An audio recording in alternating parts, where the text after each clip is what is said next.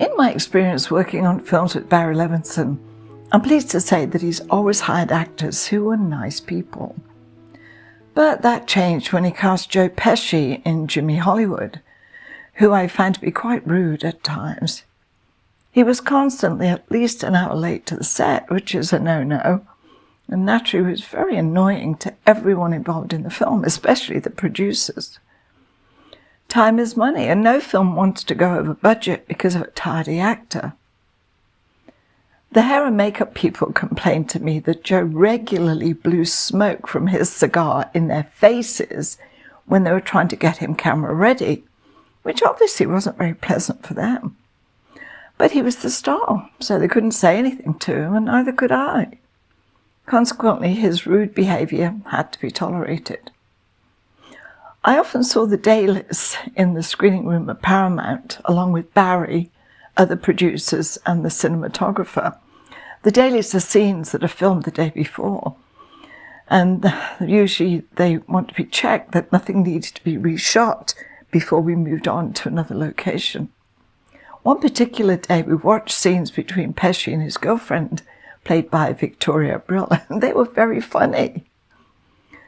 We were filming at the Hollywood Bowl the next night, and while the crew was setting up the shot, I noticed Joe Pesci standing on the stage on his own.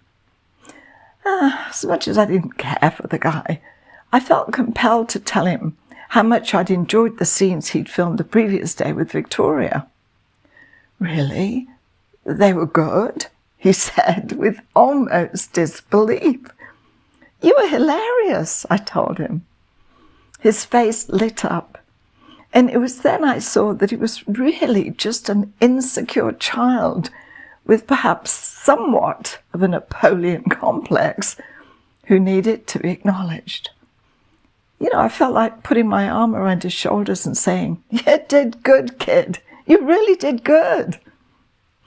It reminds me of something Don Hahn, producer of the animated films The Lion King and Beauty and the Beast, said about creating a nurturing environment in the workplace. He wrote a book called Dancing Corn Dogs in the Night, which I later summarized for an audiobook series. In it, Don spoke about how animators sit in a room pretty much working alone and hoping they're doing a good job. He said every now and again it would be wonderful if one of our moms came by with a plate of chocolate chip cookies, looked over our shoulders at our work and said, "Oh my, that's wonderful. What a great job you're doing. Well done." This kind of encouragement can make such a difference in any work environment, replacing stress and insecurity with a sense of well-being and confidence. Of course, it's not realistic to hire a lovely mom with cookies to roam around the workplace, but there's nothing wrong with offering words of appreciation to those in life who deserve it, no matter who they are. So often, especially in the film business, when compliments are given, they can be insincere. I suppose that's why award shows are so essential. They validate the work of individuals in all areas of the performing arts. And for those who don't get awards, as someone once told me, "Why look for thanks for the job you're doing? You got hired, didn't you?"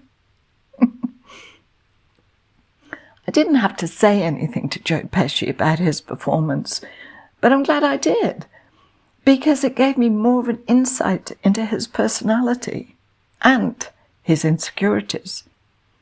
As I've said before, never judge a book by its cover. To the delight of the crew, well, definitely the female crew members, Harrison Ford had agreed to make a cameo appearance in Jimmy Hollywood. He was to play Joe Pesci's character, Jimmy Alto, in a film being made about this wacky character's life. Mr. Ford was a very unlikely choice, which, of course, was the gag. On the day he was due to shoot his scene, apart from the costume designer, hair and makeup, no one had any contact with the iconic actor, who was safely ensconced in his trailer, waiting for his call. Since cameo appearances often go uncredited, it was assumed this would be the case with Harry. However, it was necessary to confirm this, and as an associate producer, I was the one to do it. I knocked tentatively on his trailer door, which Mr. Ford opened just as tentatively with his ever-present book in hand. I introduced myself, and the handsome man invited me inside, as female cast and crew looked on with envy. Once inside the sacred haven, Harrison Ford asked me to sit down, which I did, of course. He advised me that he would not want credit for his brief role in Jimmy Hollywood, and signed the necessary release form. As I got up to go, I said, "You know, we have something in common, or more accurately, someone." He looked surprised and said, "Really?" "We both had the same doctor," I told him. "Maxine Ostrom?" he responded.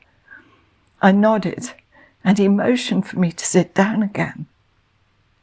Then, for the next 10 minutes or so, we discussed the wonder that was Dr. Ostrom, who sadly had passed away just a few months previously. Maxine was my first doctor when I moved to Los Angeles in 1980. Her office was in the heart of Beverly Hills, and I was very surprised to see framed gold and platinum discs on her walls bearing the names of famous musicians, including the Rolling Stones. I was further astonished when a short 60-something no-fuss woman approached me and led me into her office. Although I initially found her slightly intimidating with her brusque manner, I was soon won over by Maxine Ostrom's warmth and sincerity. Sitting across from her highly polished wooden desk, I couldn't help but notice a photo of Frank Sinatra on the credenza behind her, along with photos of many other Hollywood stars. On her desk, there were photos of Harrison Ford and his wife, as well as their 2 children. I learned later that Dr. Ostrom had delivered the Ford children several years earlier and had a close relationship with the family. And the multiple music discs on her office walls, they were courtesy of all the rock stars' livers she'd helped to save.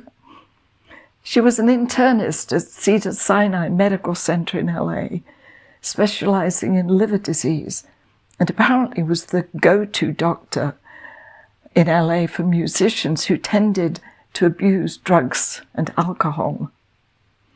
Many owed their lives to her and showed their gratitude in gold and platinum. Not only was Maxine Ostrom a wonderful doctor with a no-nonsense attitude, she was a kind, thoughtful, considerate person. From the first moment we met, she took time to listen. I never felt rushed, although I know her appointment book was full to capacity with much bigger names than mine. Over the years, she took an interest in my life and was always encouraging and supportive. I shared some of this with Harrison Ford and said how devastated I was when I heard that Dr. Ostrom had died. He said that her death had been a huge loss to him and the family too, and went on to tell me that she'd suffered for a long time with cancer, yet, as was her way, continued to work and be involved with her many philanthropic and charitable activities, never complaining. "I miss her very much," he said. "So do I." The lovely actor then shook my hand and said, "It was nice to meet you, Marie." As I left Harrison Ford's trailer with all eyes on me, I was sure that Maxine Ostrom was looking on and appreciating the meaningful exchange I'd had with the actor, which had given me an opportunity to know a little more about my doctor's painful yet courageous journey. She was a rare and unique human being who I was privileged to know. "What were you doing in there for so long?" asked a couple of production assistants. "Wouldn't you like to know?" I replied with a wistful smile. Next time, turning down Dustin Hoffman because of my commitment to a 6-year-old boy. Wishing you a very happy, healthy and peaceful New Year. If you're enjoying my episodes, my social media guru, Horatio, has asked that you please like the recordings, subscribe, and ring the bell to be notified when I post my next episode on Sunday. Many thanks, and your support is greatly appreciated.